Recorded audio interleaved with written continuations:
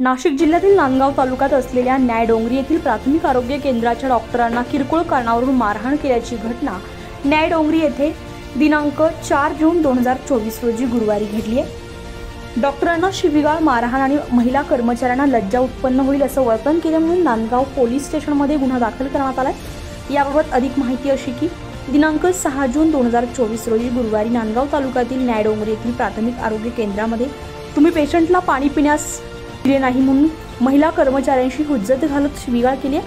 Nandgaon police स्टेशनमध्ये नोंद करण्यात आली असून पोलीस संशयितांचा शोध घेत आहे। फिर्यादी डॉक्टर प्रशांत धोंडीबा तांबोळी राहणार न्यायडोंगरी तालुका नांदगाव यांनी म्हटलंय की संशयित आरोपी सोमनाथ पवार पप्पू पवार राहणार पिंपरी हवेली तालुका नांदगाव यांनी दिनांक 6 जून 2024 रोजी गुरुवारी न्यायडोंगरी येथील प्राथमिक आरोग्य केंद्रामध्ये मद्यपान करून रुग्णाला भेटायला आले आणि पेशंटला पिण्यास पाणी नाही या कारणावरून हुज्जत घातली आणि फिर्यादीला आणि महिला कर्मचाऱ्यांना शिवीगाळ करून मारहाण करून महिलेची असभ्य वर्तन केले। त्यामुळे नांदगाव पोलीस स्टेशनमध्ये गुन्हा दाखल करण्यात आलेला आहे।